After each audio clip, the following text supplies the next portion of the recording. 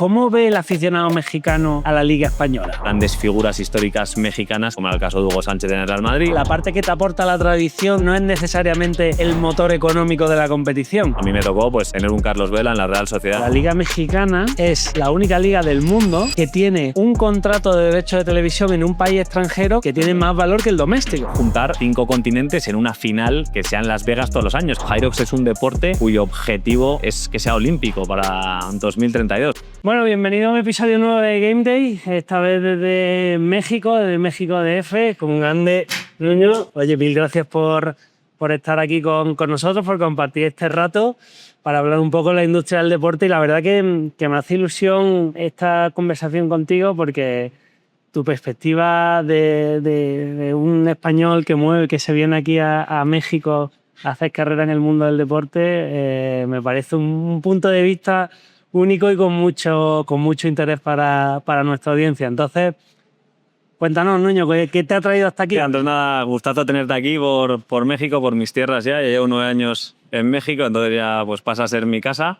Y nada, yo acabé en México por la Liga Española de Fútbol, pero antes de eso estuve en Nueva York, ¿no? Yo soy, de Madrid, tengo 36 años, licenciado en Derecho y con un máster en Bolsa y Mercados Financieros. Y como digo siempre, muy práctico todo eso para el deporte. O sea, al final, todos acabamos aquí un poco por pasión, aunque nos fuéramos dedicados a otras cosas completamente distintas. Y justo yo dentro de esa dualidad, ¿no?, que estudié, que era Derecho y Finanzas, y también con mi novia, con mi mujer, que era mi novia en ese momento, que estaba en Nueva York, decidí dar el salto a Nueva York para intentar buscar suerte en el mundo financiero. Gracias a Dios no salió nada. Era un español sin visa en Estados Unidos intentando pues entrar ahí en grandes corporaciones, que era algo complicado si no tenías visa o un sponsorship, ¿no?, para que te gestionaran eso.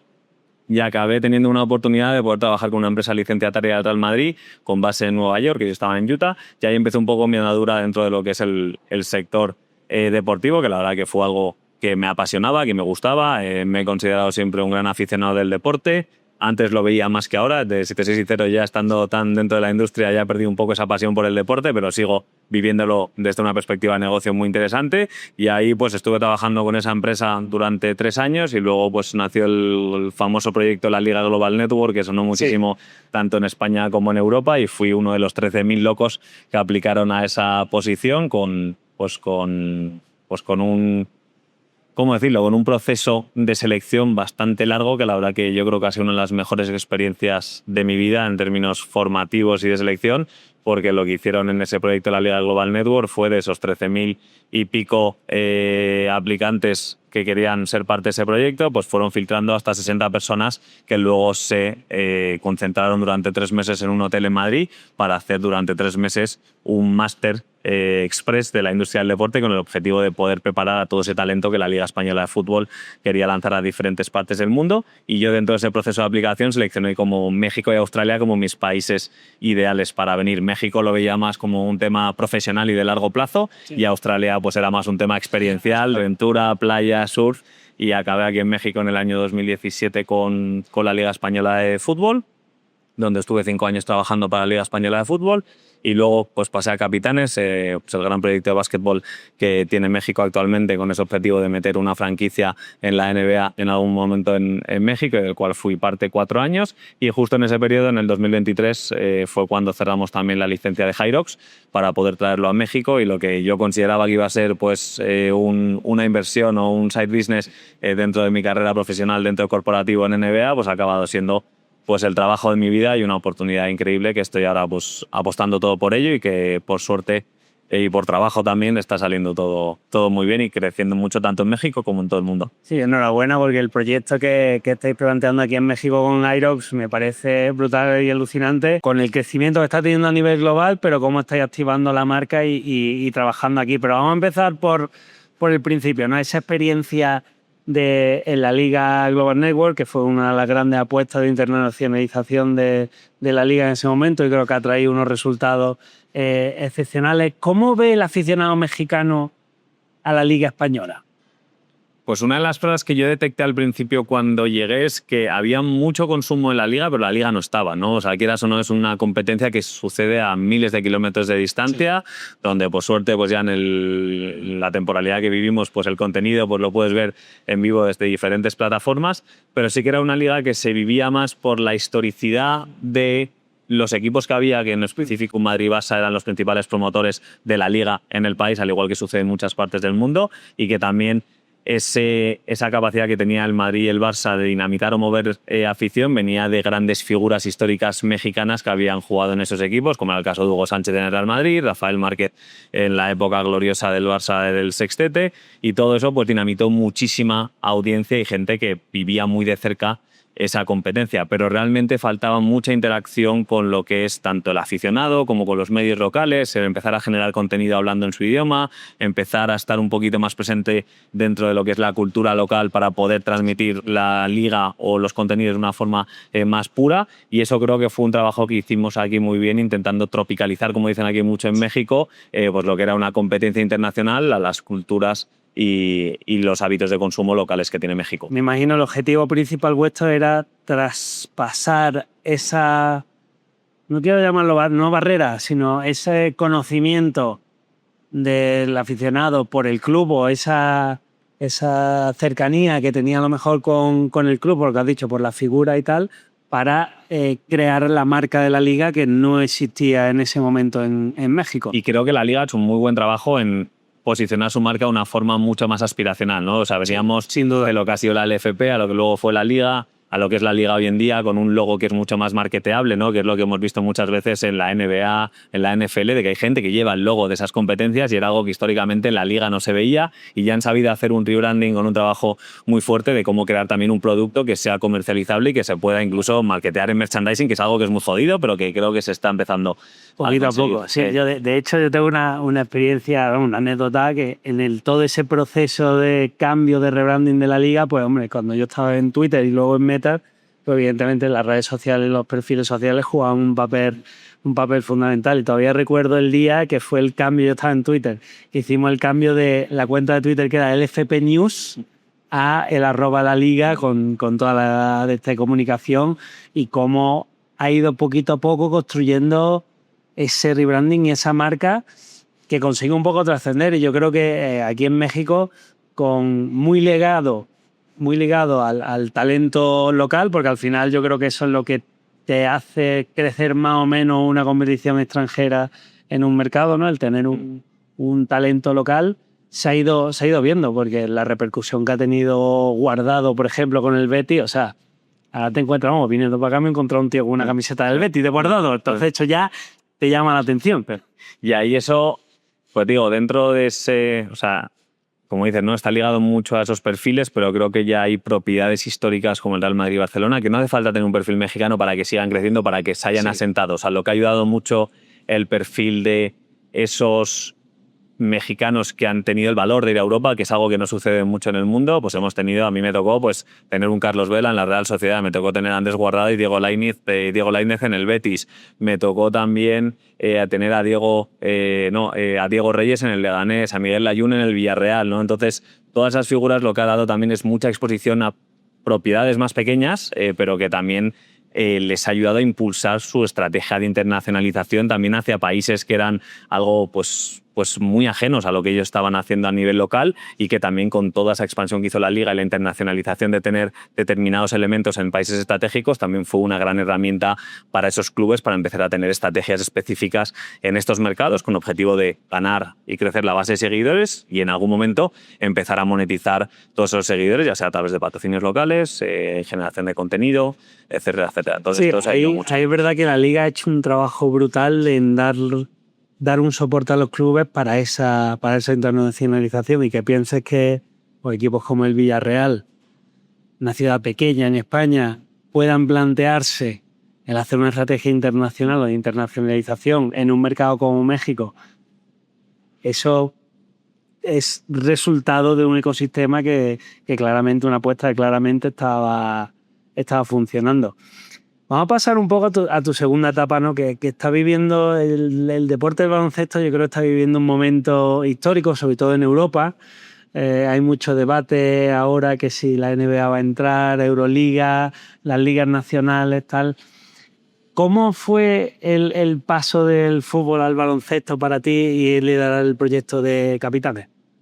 Pues sucedió en un momento completamente inesperado, si te soy honesto. O sea, yo estaba aquí con una dirección general de una filial de la Liga, con muy buenos resultados, muy buena operación, la verdad, y lo que sucedió es que la joint venture que había en Estados Unidos y que todavía existe, ¿no? Entonces le vendí la Liga, que es la Liga North America, que operaba en ese momento Canadá y Estados Unidos, decidieron integrar México dentro de esa operación, ¿no? Para hacer pues una triada como la que estamos viendo que se va a celebrar ahora en el Mundial, ¿no? Que tiene mucho sentido Norteamérica gestionarlo como un paquete, ¿no? Que sea México, Estados Unidos y Canadá, y sobre todo viendo tanto lo que era el Mundial o lo que venía para el Mundial, como lo que son las sinergias que está viendo también entre la MLS, Liga MX, etcétera, que hace sentido que el fútbol se consolide dentro de ese paquete, ¿no? Entonces, a mí en un momento pues me dicen, oye, esto va a suceder, tu perfil como director general pues ya no tiene sentido dentro de México, pero se ha habido, bueno, hay una vacante en España, que era pues, la Dirección Comercial Internacional de la Liga desde Madrid, que pues yo lo tomé como una oportunidad, pero no era lo que más me apetecía, ¿no? Entonces yo me fui a España sin cerrar México, porque mi mujer sigue aquí y yo tenía la idea de volver pronto a México. Y la verdad que llegué a España y no me gustó el ritmo de trabajo español otra vez de nuevo. Yo la verdad que tenía aquí muy buen ritmo de trabajo, muy buenas iniciativas, mucha proactividad, muchas cosas que estábamos haciendo aquí a nivel local. Y el llegar a Madrid como me encasilló un poco en el mundo corporativo otra vez, de oficina con X horarios, café, pincho de tortilla, todo eso, que no me gustaba. Y yo lo que digo y lo que siempre le transmito a la gente que trabaja para mí, la oficina es si tienes que trabajar, si no... vete a tu casa, tío, que la gente tiene que estar también con sus familias, aprovechando su tiempo, y la miel calentar silla pues es algo que nunca me ha gustado. Entonces, justo ahí coincidió de que una persona de la Liga fue el que le nombraron presidente para el nuevo proyecto de capitanes dentro de la NBA G League, que era Rodrigo Serratos, que era pues, parte del departamento de activación de marca de la Liga, y yo tenía pues muy buena relación con él, y empezamos a hablar, oye, pues tío, yo estoy ya buscando para volverme a México. Y me dijo, oye, tío, pues yo estoy montando equipos, si te interesa juntarte conmigo pues para liderar toda la área de negocio, pues tu perfil me puede interesar mucho. Y ahí pues empezamos a hablar y pues fue pues una apuesta más o menos rápida, con un salto hacia atrás muy fuerte a nivel económico, pero fue una apuesta mía dentro de lo que era el proyecto Capitanes dentro de México, que lo veía pues como algo súper aspiracional, porque el objetivo principal de ese proyecto era testear México a nivel país para ver si tiene la capacidad de tener una franquicia de la NBA en la Ciudad de México, ¿no? Entonces, ahí pues empezó todo ese proyecto, por un primer año donde no tuvimos actividad en Ciudad de México por la pandemia, entonces tuvimos que desplazarnos a Dallas durante 3 meses, donde todo el equipo jugó de visitante y no tuvimos nada de actividad en casa. Y luego ya en el 2022 fue cuando volvimos a México, pero volvimos con una cara completamente diferente. O sea, Capitanes era un equipo que tenía, pues en esa época tenía 3 temporadas que había jugado en México, o sea, había crecido una base de aficionados muy sólida en muy poco tiempo, pero que a su vez desapareció durante otros 3 años, tanto por la pandemia como por el cambio de liga, ¿no? Entonces, como que aparecimos ahí de un equipo que jugaba en la Liga Baloncesto Mexicano a la NBA G League, que es la NBA G League, y la gente no conocía esa liga. Pasamos de jugar en el sur de la ciudad a irnos al norte, por lo que la gente o el público que tú tenías ya cautivo, que era la población cercana al estadio, desaparece porque ya lo tiene a 1 hora de distancia en coche en un día normal entre semana. Entonces ahí pues supuso pues toda una estrategia de cómo empezar a marketear de cero un producto que ya tenía cierta base, pero que realmente lo tenías que posicionar en un ecosistema completamente diferente, más aspiracional, pues trayendo la experiencia NBA a los juegos en una arena de 22.000 asistentes, con Jumbotron, estrellas de NBA que estaban, o exestrellas de NBA que estaban viniendo también a jugar con nosotros, y todo eso pues supuso pues el crecimiento de un producto completamente nuevo en México, que pues me recordó un poco a los inicios en la Liga también, que era un producto que ya tenía base, no es comparable, ¿no? La base que tenía la Liga en México con lo que era Capitanes, pero también como hicimos toda una estrategia de posicionamiento y crecimiento de una propiedad pues que tenía que resaltar sobre las otras. Pero ¿cómo es el ecosistema del baloncesto aquí en México? Poco para que la audiencia lo entienda. La Liga, o sea, el baloncesto después el fútbol es religión aquí en México, ¿el baloncesto es el segundo deporte o cómo? Pues está entre tercero y cuarto dependiendo de determinados momentos de la temporada. Sí que el mexicano, y sucede mucho también en la forma en la que se ha estructurado el fútbol en México, el mexicano consume mucho los playoffs y esos momentos donde se juega todo, ¿no? Y aquí lo que se ha hecho es copiar mucho ese formato deportivo americano, que sabemos que es muy trascendental en términos de contenido, viewership en determinados momentos, pero luego lo que hace también es que las temporadas regulares pues carezcan de tanta importancia porque una persona o un equipo que queda octavo en la liga pues puede ganar la competencia dentro del esquema de playoffs, ¿no? Entonces, como está estructurado esto tienes la Liga Nacional de México, la LNBP, que es una liga donde compiten pues equipos pues históricos de México, como es Astros de Jalisco, pues tienes Fuerza Regida de Monterrey, tienes Zonkis de Tijuana, etcétera, que son equipos que están con presencia ahí, ¿vale? Y luego hay Cibacopa, que es como una liga que sucede cuando no está compitiendo la LNBP, aunque chocan un mesecito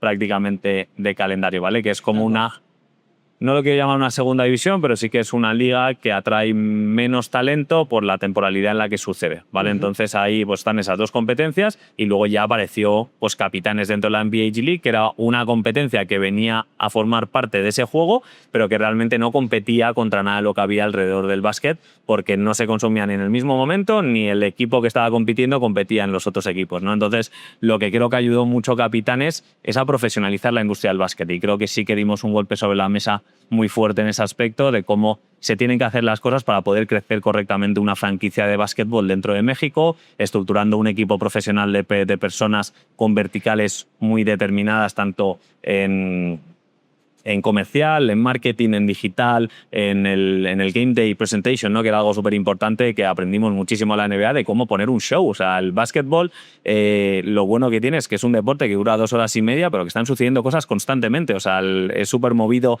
en la cancha con puntos y bloqueos constantemente, pero en el momento que hay un tiempo muerto, ya tienes actividad que sucede en el medio de la pista que hace que la gente pues quiera estar sentado, porque a lo mejor si te levantas al baño puede ser que en tu sección hayan regalado no sé cuántas cosas de un patrocinador, que no salgas en el Jumbotron, que te pierdas algún momento de videocam en el que quieras ser parte. Entonces, cuando empiezas a juntar todo eso dentro de un ecosistema de entretenimiento que era lo que era Capitanes, pues hizo que muy rápido creciéramos, porque la experiencia que se vivía dentro del básquetbol pues recordaba mucho a lo que sucede una vez al año en México, que es el NBA Game, que llevan ya pues más de 13 años haciendo partidos de temporada regular de la NBA en México, pero que ya iba a estar pues de una manera mucho más constante durante pues 5 meses, que era lo que duraba nuestra temporada, ¿no? Entonces, creo que eso ayudó mucho a que nosotros pues pusiéramos nuestro granito de arena de esa profesionalización, y que, si Dios quiere, pues todo eso permea hacia abajo para empezar a desarrollar el nuevo talento potente en México de cara a básquetbol y sobre todo hacia NBA y Europa,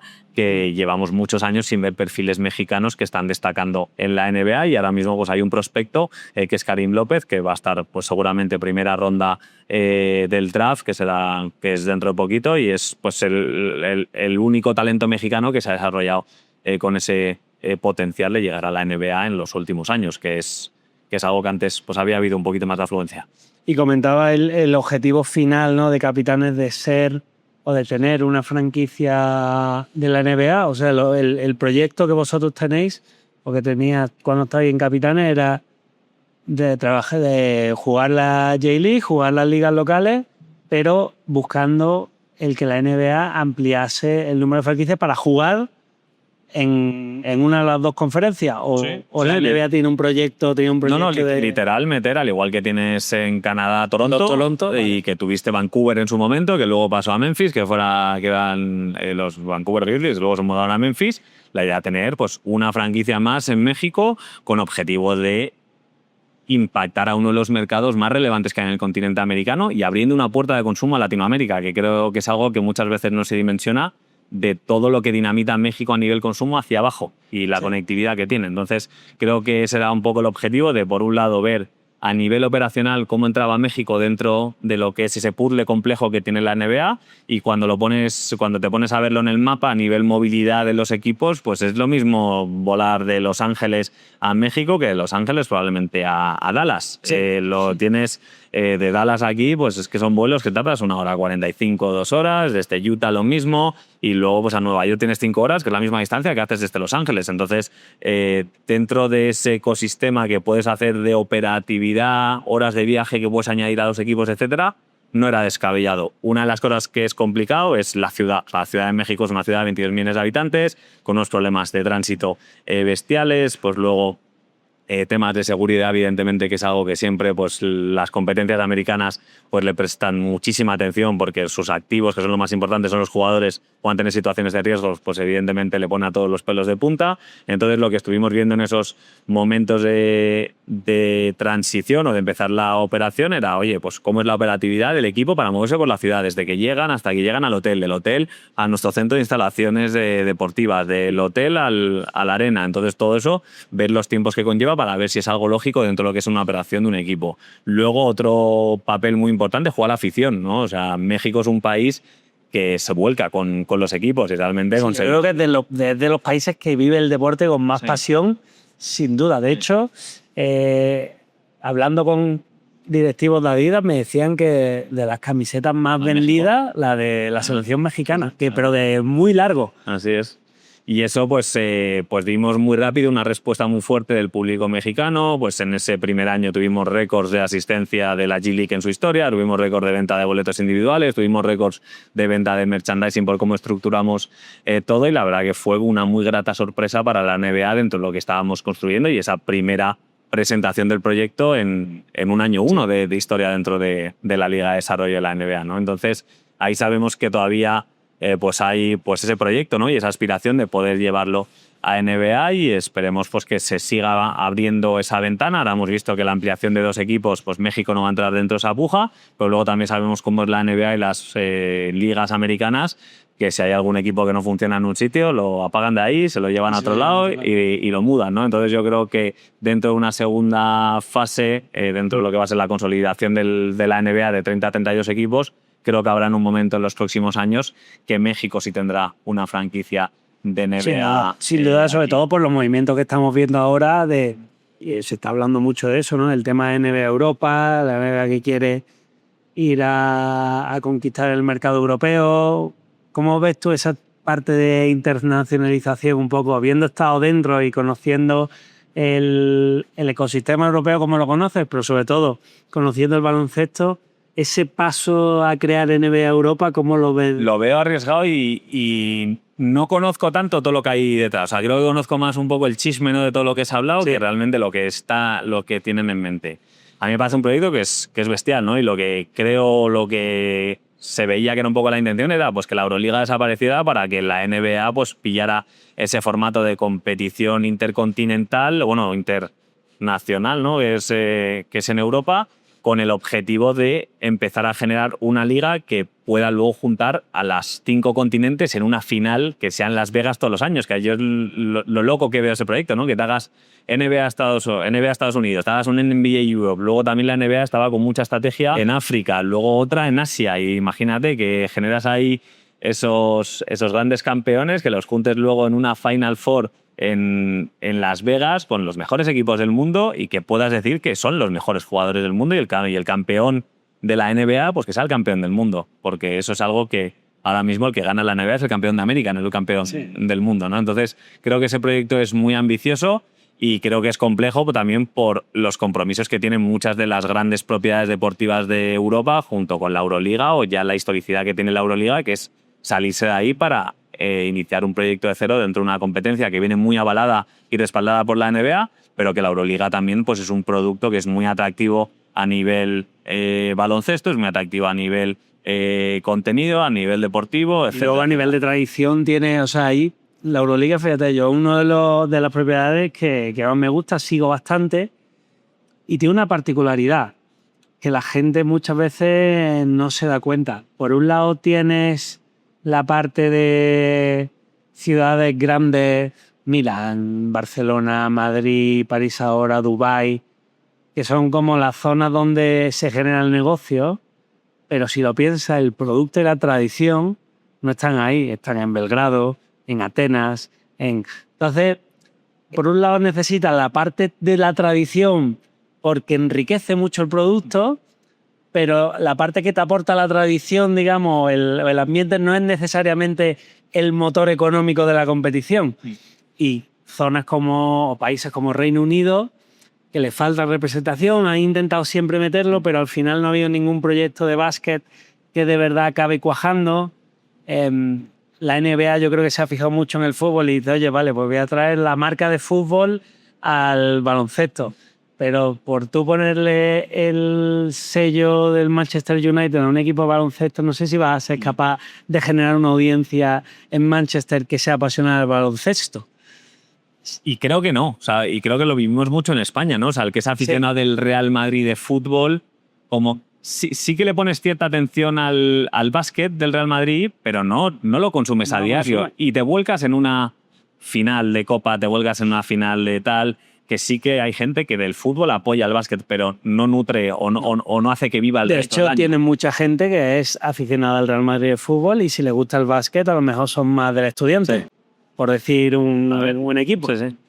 Pero sí, o sea, definitivamente no sé qué plazos han dado para que realmente sea realidad este proyecto. Va a ser algo digno de ver, estudiar y ver qué va a pasar, pero realmente viene respaldado también por una marca que es lo que es. Y luego una de las complejidades que veo también es el formato de juego, que bajo qué reglas vas a jugar. ¿Te vas a adaptar a las reglas que se han visto en Europa tradicionalmente de básquet o vas a meter ya el formato NBA de competencia y de reglamentación, etcétera? O sea, creo que hay complejidades.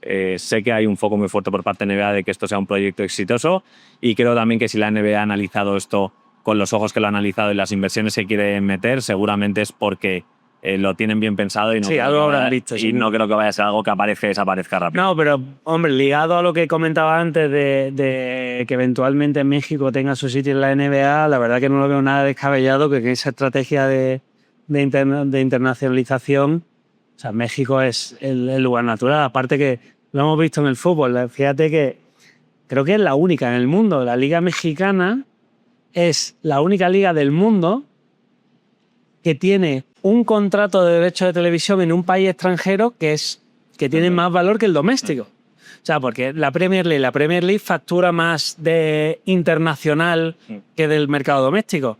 Pero el contrato más importante que tiene son los contratos del mercado doméstico. La Liga MX, ¿no? El contrato más importante que tiene es el que tiene en Estados Unidos. Y el de fuera es centralizado y los de dentro no. También por eso, porque el de dentro, aquí el ecosistema del fútbol mexicano pues tiene esa descentralización que la hace un poco particular con respecto al modelo que estamos acostumbrados en Europa con la Liga, la Premier, que se ha impuesto un poco en Europa. Pero vamos a pasar ahora a la parte de Irox y cómo empiezas con este proyecto que se ha convertido, de hecho, en tu principal actividad, ¿no? Dejas el mundo corporativo de la Liga para embarcarte en una aventura nueva, en un deporte nuevo en México, para después dejar una realidad ya establecida para hacer nacer el proyecto de Airo desde cero. O sea, que en ti está el crear cosas nuevas constantemente. Es lo que me divierte, sí. La verdad que donde hay cosas por hacer yo creo que es donde todos disfrutamos más, ¿no? Cuando llegas a estructuras que ya están mucho más planas, creo que los retos no son tan ambiciosos y la verdad que por suerte todos los que he tenido en mi vida han sido pues divertidos y los he disfrutado mucho y me han dado mucho aprendizaje para poder seguir creciendo dentro de esa evolución de mi carrera deportiva, ¿no? Entonces, en el 2022, bueno, como he dicho, yo soy de Madrid, he jugado toda mi vida al hockey hierba, ¿vale? Que es un deporte que no lo conoce tanta gente, pero bueno, somos pocos y los que estamos ahí nos conocemos entre todos. Y pues un íntimo amigo mío de toda la vida, que se llama Álvaro Taracena, en 2022 me escribió para decirme, oye, Nuño, me gustaría que te vinieras a Las Vegas porque, como sabes, estoy con esto de Hyrox, que ya lo habíamos comentado mucho por redes sociales. Oye, qué guapo los eventos que estáis haciendo, cada vez veo más gente, que top esto. Y me dijo, tío, vente a Las Vegas, pues me gustaría que conocieras el Mundial que se va a celebrar de Hyrox en 2022 en Las Vegas y que empecemos a analizar la posibilidad de traerlo a México porque creo que puede ser una muy buena oportunidad de expandir esta propiedad que le veo futuro. O sea, la verdad que Álvaro, mi socio, fue un visionario en ese aspecto y pues ahí pues justo empezamos conversaciones con Hyrox directamente en Alemania, presentándoles un caso pues bien elaborado, ¿no? De qué veíamos en México, quién iba a estar detrás del proyecto, pues anclado un poco a mi figura en México, que llevaba ya pues 7 años prácticamente o 6 años en México trabajando en el deporte, pues ya con muy buenas conexiones, pues por suerte había tenido 2 propiedades que me respaldaban, que me había abierto muchas puertas, tanto a nivel en el ecosistema de medios, ecosistema comercial, etcétera. Y pues presentamos un caso, pues yo creo que muy sólido para abrir un poco los ojos de, oye, nos gustaría acaparar la licencia para México, apalancado un poco allá todo lo que se había hecho en España, que eso no he mencionado. O sea, mi socio Álvaro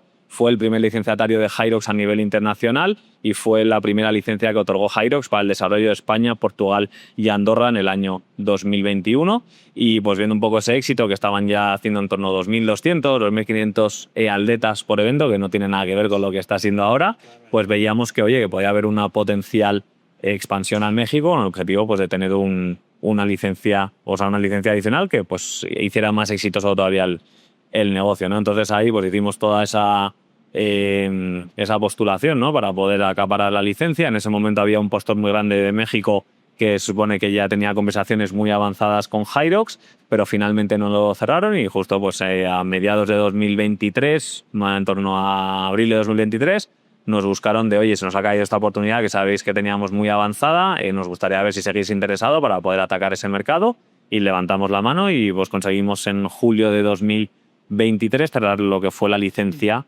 para México de HYROX. Yo, como te comentaba antes, o sea, yo esto lo veía como un side business, ¿no? Que íbamos a empezar pues haciendo un evento en la temporada 23-24, que iba a ser ese primer evento que hicimos en Ciudad de México en abril de 2024, y yo mientras tanto pues seguía con mi aventura de capitanes, pues viendo un poco como, oye, pues me veo con un buen perfil, es jovencito, pues estaba ya pues como CEO de la empresa, pues ya supervisando todo, reportando pues directamente pues al consejo, y era pues prácticamente un presidente en las sombras, ¿vale? No tenía ya como ese puesto de presidente, que lo tuve un año después.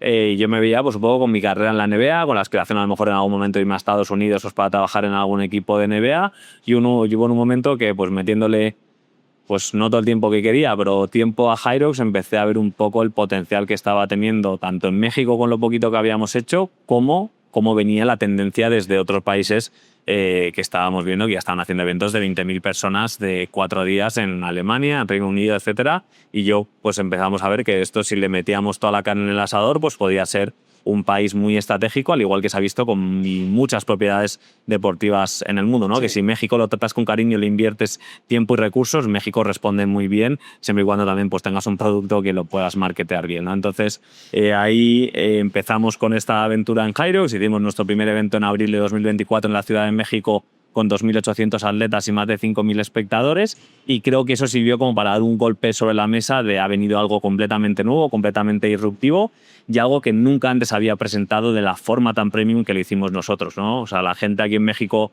es muy deportista, y ahora pues aquí si sales a correr ves que hay mucha gente corriendo en el bosque de Chapultepec, en Reforma, hay mucho ambiente de deporte desde pronto en la mañana, con clases a las 5:30 de la mañana, que hay gente que empieza el día muy prontito, y había mucha gente que estaba acostumbrada a participar en eventos deportivos, pero la típica carrera de 5 o 10K, de lo mismo todos los fines de semana, ¿no? Nada cambiaba, todo se repetía, y cuando nosotros llegamos rentando un espacio de 14.000 metros cuadrados, metiendo una infraestructura completamente homogenizada en todo lo que veías, que replicaba exactamente un evento que habías podido ver en Nueva York, que habías podido ver en España, que habías podido ver en Italia.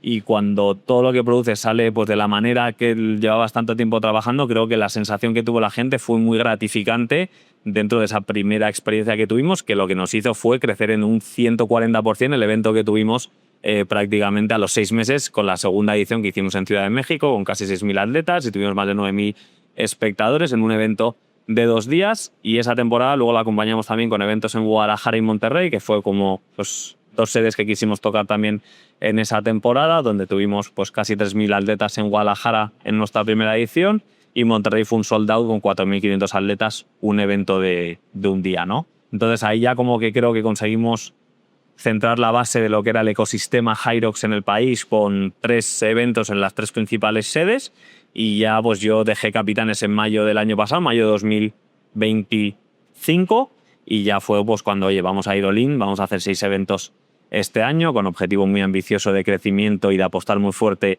a ciudades diferentes a las que ya veníamos acostumbrados a hacer esos eventos. Y hicimos un primer evento en Acapulco con más de 6.500 atletas, que fue el máximo hasta la fecha, Y luego vino Ciudad de México su tercera edición con 3 días de evento, 14.000 atletas, completamente soldados, vinieron más de 25.000 espectadores y ahí ya pues creo que fue pues una locura, ¿no? Lo que dinamitó. A mí me alucinó. Yo, o sea, por circunstancias conocí a Irox y me invitaron al evento de Londres.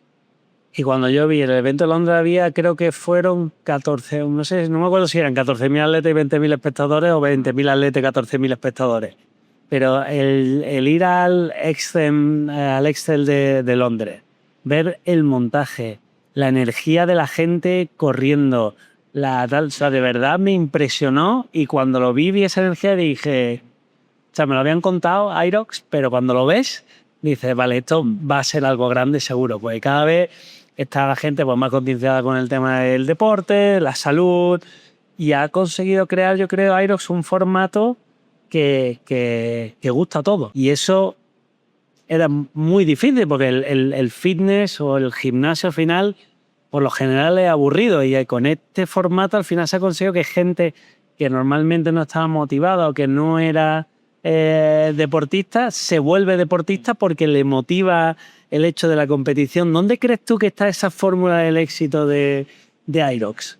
Pues creo que, por un lado, es la accesibilidad al deporte. O sea, realmente se ha conseguido crear un formato que está previamente definido y que se repite en todos los eventos, ¿no? Que son 8 kilómetros de carrera intercalado con 8 ejercicios funcionales y que son siempre los mismos ejercicios en todos los eventos del mundo, ¿vale? Eso lo que permite es que tú vayas al evento sabiendo a lo que te vas a enfrentar, ¿no? Que es un poco lo que ha sucedido con CrossFit históricamente, ¿no? CrossFit realmente lo que busca y la formación de CrossFit es tener al fittest man on earth. Sí. O sea, es tener un atleta multidisciplinar que pueda enfrentarse a lo que sea con todo el entrenamiento que ha hecho durante todo el año, ¿no? Y Hyrox lo que busca es un formato predefinido, como hemos visto, que es un Ironman o puedes ver pues una maratón o lo que sea, ¿no? Entonces creo que ese formato y esa accesibilidad de que todo el mundo pueda participar sin clasificarse previamente y sin tener un límite de tiempo para acabarlo, creo que eso ha abierto un mundo de posibilidades a que todo el mundo se pueda poner ese objetivo y lo tenga en el bucket list de acabar un Hyrox, ¿vale? ¿Qué sucede? Que una vez que tú vienes a un Hyrox te enamoras del producto, porque lo que consigues vivir desde dentro, que es una cosa que creo que Moritz ha traído mucho sobre la mesa con su experiencia olímpica, habiendo sido jugador olímpico 3 veces, el sentirse como un atleta olímpico. Dice, no, es que yo cuando vivía eso es algo que tengo que intentar ver cómo ofrecérselo a un humano. O sea, porque los atletas olímpicos es algo que no se puede comprar. El que está ahí es por trabajo duro y porque ha llegado a ese momento. Pero él quería ver cómo podía llevar un poco de esa experiencia que había vivido él en sus carnes, de poder ofrecerlo dentro de Hyrox, y creo que es esa experiencia lo que hace que la gente se enganche y también que la gente lo viva tan profundamente o tan pasionalmente desde dentro, ¿no? Que realmente desde que estás en el túnel de salida, pues es como la salida de los jugadores que has visto normalmente en la NFL o en un estadio de las Olimpiadas, como ves cómo salen todos, saludan, pues ahí tienes tu momento de concentración en el túnel y que sales y tienes todo gente alrededor que te está animando. Luego estás corriendo y tienes gente constantemente viéndote a centímetros de ti, que es algo que ha sido completamente disruptivo dentro del mundo del fitness, ¿no? Porque tú corres una maratón o lo que sea, y para seguir a tu amigo, pues tío, le ves así 5 segundos y luego si le quieres volver a ver tienes que ver por dónde va a caer para hacerle otro vídeo de mierda así entre 1000 personas. Si no consigues tampoco generar mucho contenido de esa experiencia que ha vivido la persona. Y una de las cosas que ha hecho Hyrox también es que el contenido sea el rey de todo lo que estamos haciendo, y es una cosa que siempre se dice, ¿no? Que Hyrox no invierte en medios, porque realmente el principal promotor y el principal marquetero de nuestro producto es tanto el atleta como el espectador que viene a vivir esa experiencia, porque lo tiene muy de cerca constantemente a su amigo, etcétera, que lo está grabando constantemente, y hay miles de historias, miles de contenidos que se publican constantemente, y eso hace que sea súper aspiracional también por cómo se ve el evento, ¿no? Y luego lo que creo que ha hecho Hyrox, y como bien has dicho tú, es generar una comunidad y darle razones de ser o razones de levantarse del sofá a la gente para entrenar, ¿no? O sea, realmente Hyrox está haciendo ya 103 eventos en todo el mundo que te da las razones de decir, oye, vamos a entrenar Hyrox, voy a hacer Hyrox Ciudad de México ahora en octubre, pero luego, oye, he visto que hay uno en Dallas y me voy a ir a Dallas, o por qué no, me voy a ir a Tokio, me voy a ir a París al evento que están haciendo ahora en el Gran Palais de París, que es acojonante, y ya empiezas como a tener esas experiencias de comunidad con tus amigos del gimnasio o con tu pareja, etcétera, que hace que el deporte una a personas para poder viajar y vivir estas experiencias, ¿no? Entonces creo que ha sido pues la accesibilidad, el marketing, la homogenización del producto con cómo lo presentamos, da igual donde estés, que ves el mismo concepto de producto en todas las partes del mundo, Y luego lo que decía del sentirte parte de algo, creo que es algo vital para la gente y cada vez gente busca más ser parte de estos pequeños grupos porque creo que sacan lo mejor de cada uno. Y al final el tema de la accesibilidad también lo habéis trabajado mucho desde el punto de vista de los gimnasios, ¿no? Con una red de afiliados, gimnasios afiliados que hacen entrenamiento específico para que la gente se prepare en Hyrox. Y bueno, estamos aquí en el gimnasio que habéis montado, el Hyrox Performance Center de México. Y aquí estamos en Polanco. ¿Cómo es ese entrenamiento? O sea, ¿cómo si yo de repente soy una persona que no hace deporte, oye, quiero participar en un Hyrox, ¿cómo van esos tiempos de preparación? ¿Qué es lo que debería hacer para hacer una cosa y que no acabe indecentemente el Hyrox? Creo que hayas tocado un tema muy importante y dentro de esa comunidad, ¿no? O sea, creo que la ventana de oportunidad que ha abierto Hyrox para los gimnasios es un mundo de posibilidades, porque realmente lo que hemos ayudado es a generar un ecosistema de negocio que antes no existía. Entonces, sí, son gimnasios que nos pagan una cuota de $1.500 al año, que la puedes dividir en $130 al mes, que te permite utilizar tanto la propiedad intelectual de Hyrox para atraer nueva clientela a tu negocio, como implementar un nuevo deporte dentro de tu gimnasio para monetizar clientes que a lo mejor antes no tenías, ¿no? Entonces, una de las cosas que se habla también mucho de Hyrox es todo el ecosistema que se ha generado a través tanto de gym owners, como de coaches online, como de nutricionistas, como de fisioterapeutas. O sea, todo esto pues lo que ha hecho es traer pues una demanda de deporte que antes no existía, que pues muchos stakeholders de este mundo pues están sabiendo aprovechar, ¿no? Y muchas veces como se dice, ¿no? El crossfitero que es necio con el crossfit y no quiere abrir sus puertas a Hyrox dentro de su box es un necio porque realmente está dejando pues pasar oportunidad de traer salud a la gente, traer dinero a su negocio y poder seguir aportando valor a lo que es pues la vida de miles de personas, ¿no? Entonces, yendo un poco más a lo que es el entrenamiento y vuelvo un poco a la accesibilidad del producto, una de las cosas que hace Hyrox es quitar movimientos de halterofilia gimnásticos, ¿vale? Porque realmente cuando antes llegabas a un box y ves a un cabrón haciendo muscle ups, dices, pues puta madre, yo aquí nunca conseguí hacer un muscle up. Es una de mis grandes frustraciones como crossfitter es que jamás conseguí hacer un muscle up. Pues un muscle up o hacer un snatch o un clean and jerk, deadlifts pesados, ¿sabes? Cuando llegas a un sitio y escuchas pum, esos golpes de las barras, todo eso, hay mucha gente que se quede o sea, aparte que intimida, o sea, como dices, hostia, yo aquí no puedo, me voy a romper la espalda o no he hecho deporte en mi vida, y creo que fue la mala publicidad. De hecho, se generó una narrativa muy negativa en torno a que el CrossFit era muy lesivo. Sí. A mí me decían, y a mí me pasaba, pues yo hacía CrossFit y me decían, no, es que yo no hago CrossFit, que el CrossFit es muy lesivo. Y digo, bueno, muy lesivo depende de cómo lo hagas, porque yo, en el box al que yo iba en Madrid, que era Singular Box, con Aarón Cordero, que es un excepcional entrenador, a mí me tuvo haciendo los movimientos de halterofilia, esos que comentas, complicados, con una pica de madera, hasta que el movimiento no lo hacía perfecto.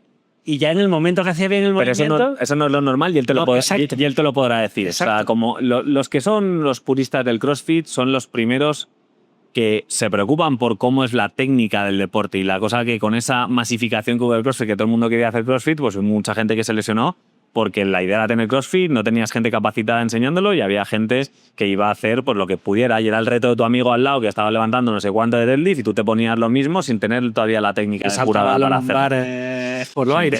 Entonces, el entrenamiento de Hyrox es un entrenamiento funcional donde evidentemente la parte de resistencia es algo muy importante, porque más del 50% del evento o el deporte es correr, ¿no? Entonces, toda esa parte aeróbica pues es muy relevante y se trabaja mucho pues en torno a 4 pilares, ¿vale? Nosotros tenemos una metodología, por ejemplo, aquí en el gimnasio, que es la que tiene Hyrox a través de toda su plataforma de contenido digital, que es el Performance Hub, donde tienes una parte que es clases de foundational, ¿vale? Cuando hablamos de foundational es esa interacción y conocer en específico cada uno de los movimientos que vas a hacer en la carrera, ¿no? Y detenerte a desmenuzarlos en las diferentes transiciones o cómo rompes cada uno de esos movimientos en diferentes partes para que lo puedas hacer correctamente, ¿no? Es decir, sentar las bases o las fundaciones, ¿no? El foundation de lo que va a ser el entrenamiento, ¿vale? Luego tienes una parte de fuerza, ¿vale? Que esa parte de fuerza puede ser muy similar a lo que puede ser un entrenamiento que se haya visto en CrossFit, pero quitando mucho todos esos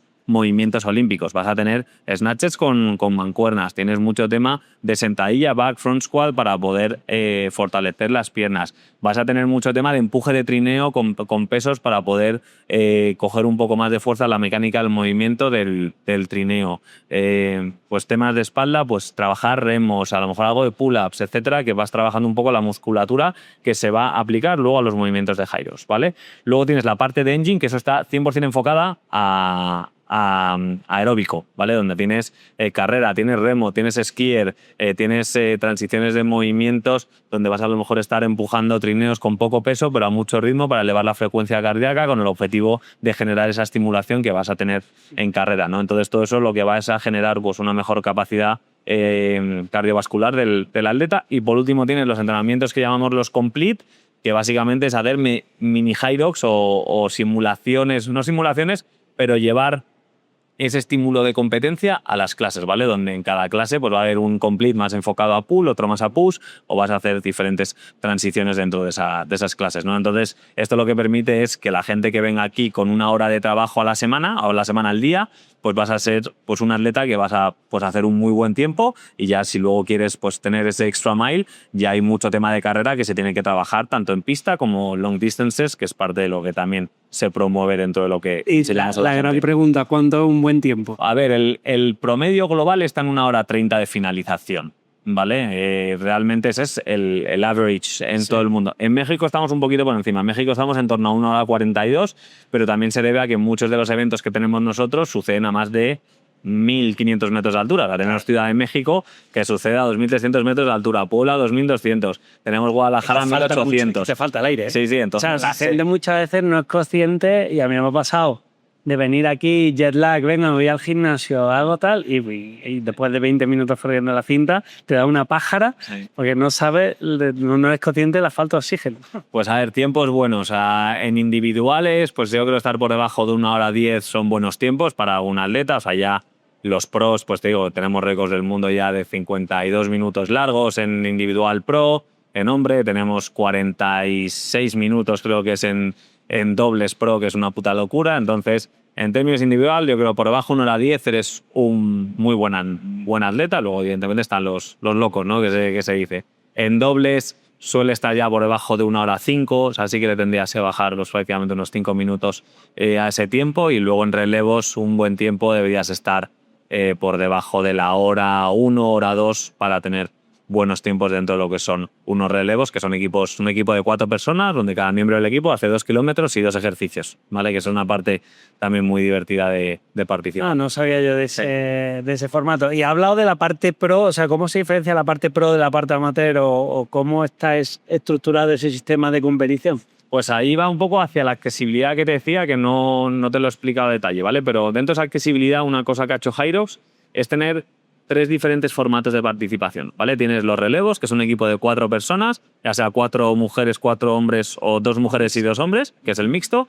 donde cada miembro se reparte 2 kilómetros y 2 ejercicios, ¿vale? Que no tienen por qué ser seguidos, es decir, puedes hacer el kilómetro 1 y el 8, ¿vale? O una misma persona. ¿Qué sucede? Que eso pues, es una muy buena forma de tener un primer acercamiento con el deporte. Es decir, oye, no estoy tan en forma, pues te juntas con 3 amigos y te haces un relevo si ya tienes ese primer acercamiento con Hyrox, ¿vale? Luego están las categorías de dobles, ¿vale? Que son 2 hombres, 2 mujeres o un hombre y una mujer, donde ahí la parte de carrera se hace en conjunto, pero los ejercicios te los divides ya sea por estrategia, cansancio o lo que sea, ¿vale? Entonces, eso también es una forma mucho más divertida, es mucho más explosiva, porque ¿qué sucede? Que cuando tú descansas, pues evidentemente recuperas un poco energía. Entonces todo eso hace que sea una competencia mucho más explosiva y más dinámica de lo que es un individual. Luego tienes los individuales, ¿vale? Y luego hay las subcategorías, que son los Open y Pro, que el Open y el Pro, la diferencia que tienen es que en los movimientos o en los ejercicios que hay peso, o se involucra peso, incrementa un 30% el peso en ese ejercicio para los pros. Es decir, en los trineos hombre, un peso open de hombre son 152 kilos, el de pro son 202 kilos, ¿vale? En el caso, por ejemplo, de los wall balls, pues tienes 6 kilos, pasas a 9. De las kettlebells pasas de 24 a 32, ¿vale? Entonces hay un incremento de un 30% dentro del peso, ¿vale? Y una de las cosas también que ha conseguido hacer Hyrox, a diferencia de otros deportes, es poner todos los ejercicios a distancia, ¿vale? Que eso es algo que de cara a la operación que nosotros tenemos en los eventos te quita mucho capital humano que tenga que estar contando el número de repeticiones, si hay no reps, etcétera. Entonces, es todo a distancia, ¿no? Tienes 1 kilómetro de esquí, tienes 50 metros de empuje de trineo, tienes 50 metros del sled pull, ¿no? De tirar yo no me salía a tirar en español, de jalar el trineo. Luego tienes 80 metros de burpee con salto, luego tienes los 1000 metros de remadora, tienes los 200 metros de farmer's carry, tienes 100 metros de sandbag lunges y luego tienes 100 wall balls, que eso sí que es lo único que sí que tiene que estar ahí contando. Correcto. Yo creo que lo que más sufría, no lo he hecho nunca y aquí cojo el compromiso de que haré un Aerox antes del final de año, seguro. Yo creo que lo de los burpees a mí me mataría. Eso te pone la frecuencia por las nubes. O sea, sí. Yo el remo lo creo que lo llevo bien, el esquí lo llevaría bien, farmer carry y el trineo también, pero los burpees y los Volvo, ahí pincho seguro. Es que es una carrera que yo animo a la gente que participe porque realmente es algo que es único y luego hay mucha gente que viene con muy buena base aeróbica de fuerza y dice, nada, esto me lo hago fácil y se pegan un golpe de realidad muy fuerte. Sí, pues la transición, sí, ¿no? Pues, o sea, si estás acostumbrado a correr, en el momento que te metes la fuerza, tu sistema nervioso se va al carajo. Y cuando metes la fuerza con las piernas completamente bombeadas y si quieres salir a correr con el lactato por las putas nubes, todo eso hace pues que tu cuerpo no reaccione y es parte del entrenamiento que se mete aquí, ¿no? O sea, cómo empiezas también a generar ese estímulo en el cuerpo para poder vivir esas transiciones de una manera adecuada para que en la carrera no tengas esos choques tan fuertes y que lo vayas adaptando el cuerpo, ¿no? Entonces es una disciplina que es completamente nueva, o sea, esto resaltar que no es un evento. Hyrox es un deporte cuyo objetivo es que sea olímpico para 2032, si Dios quiere, ¿no? Entonces está habiendo todo un movimiento detrás de esto y está habiendo una estrategia para poder cumplir determinados parámetros que te pone el movimiento olímpico para realmente poder pertenecer a ese selecto grupo de deportes que puedan pues, competir cada 4 años en el mayor evento deportivo del planeta, ¿no? Entonces creo que se están haciendo bien las cosas, es un deporte que está abriendo mucha comunidad, que está dando muchas posibilidades de competir, que se está empezando también a abrir ya a niños para que empecemos a construir atletas desde la base con objetivo de que el deporte vaya creciendo y tengamos cada vez mejores profesionales y atletas dentro de Hyrox. También se está viendo empezar a integrarlo dentro del deporte universitario y evidentemente pues todo lo que vemos a nivel amateur con los cientos de eventos que se están celebrando en el mundo y con la categoría Elite, que es el producto estrella de Hyrox que está creciendo y que creo que todavía tienen muchísimas oportunidades para generar un producto mucho más capitalizable, que es algo que creo que Hyrox es único. O sea, Hyrox ha crecido sin los atletas. O sea, Hyrox es un deporte que ha crecido sin tener las estrellas. O sea, las estrellas han crecido por el deporte. Es verdad que es un caso de éxito curioso, ¿no? Cómo a través de la participación has conseguido generar un deporte y yo creo que ahora estáis en ese momento, ¿no? De dar el salto de decir, vale, yo estoy haciendo eventos y tengo mucha participación, pero ¿cómo hago ese salto a la parte del deporte profesional, del deporte de masa, para crear un producto audiovisual que la gente consuma? Que ya se está haciendo, ¿eh? Y ya, o sea, pues cuando ves ahora va a ser el Mundial dentro de poco en Estocolmo, o sea, la producción audiovisual que se está metiendo ya es completamente diferente a lo que había antes, ya se están concentrando los espacios en estadios más cerrados para que la experiencia de los atletas pues, suba constantemente bajo el foco de los espectadores y luego las producciones ya están siendo pues, de 7 a 10 cámaras con muy buenos gráficos, gráficos que te recuerda a la Fórmula 1 y poco a poco están metiendo como toda esa telemetría, por decirlo de alguna forma, de conocer las velocidades a la que corre el atleta, a la que rema el atleta, a la que están haciendo los lunges, cuántos lunges por segundo o por minuto. Entonces, toda esa telemetría es algo que también va a sentar muchos parámetros de consumo con el que poder compararte a la hora de que entrenes, ¿no? Que es algo que muchas veces incluso genera más motivación para el atleta promedio el tener como esos... Fíjate, yo siempre digo que una de las grandes oportunidades de la industria del deporte son todos los wearables. ¿Y por qué digo esto? Porque al final, bueno, yo soy usuario de Whoop, pero con el Whoop lo ves, ¿no? Cuando te hacen esas publicaciones en Instagram de Cristiano Ronaldo en el momento que ha ganado la liga, sus pulsaciones estaban a tantas pulsaciones, tal. Claro, es que tú aquí en Hyrox, aparte de... El único parámetro con el que te estás comparando ahora es el tiempo, en realidad. O sea, al final la gente mira el tiempo, oye, pues si el pro lo hacen tanto... pero cuando empieza a hacer esa a romper esos datos y decir, oye, pues es que quiero saber a cuánto estoy remando en comparación con el campeón, o cuántos lunges hago por segundo, cuántos burpees por segundo. Claro, todo eso va a hacer que los entrenamientos cada vez se sofistiquen mucho más. Sí. Y luego una cosa que también que tenemos, que creo que es increíble, pero se ve también en otras competencias, es cómo está estructurado todas las mediciones en torno a la carrera. O sea, tú sabes realmente cuánto tardas en hacer el primer kilómetro, desde que entras en el arco de IN y el tiempo que tardas del arco al primer ejercicio, todo ese tiempo que es tiempo de Rockstone te lo mide perfectamente para que también sepas cuánto tiempo has pasado dentro de la zona de transición. Desde que entras al arco de ejercicio hasta que te sales de ahí, pues cuánto tiempo has tardado en hacer el skier, el tiempo de ahí, cómo está medido. O sea, todo eso lo que te permite es, pues, partir toda tu estrategia de una manera muy específica. Y si todo eso le empiezas a añadir lo que tú dices, ¿no? O sea, a qué frecuencia estabas en cada uno de los puntos, qué capacidad tienes por encima de esa frecuencia de seguir empujando un poco tu cuerpo bajo los estudios previos que tienes de V2 Max, etcétera, que ya se está cada vez más gente haciendo. O sea, Sí. todo eso va a permitir que el atleta luego le pueda apretar y que puedas tener estrategias en específicos de no... O sea, sales del sled push con las frecuencias muy altas y es algo pues que a lo mejor todo eso te puede penalizar el resto de la carrera, ¿no? Entonces, ¿cómo trabajas ahí pues esa estrategia para que puedas tener pues más o menos pues un nivel óptimo de rendimiento durante todo el evento? Bueno, la verdad que las oportunidades son infinitas y os queda mucho trabajo y mucho por construir, ¿no? Que has demostrado en tu carrera que es lo que te gusta, Nuño. Mil gracias por esta experiencia. Repetiremos y habrá que buscar fecha para ese Irox. ¿Vale? Cuando quieras.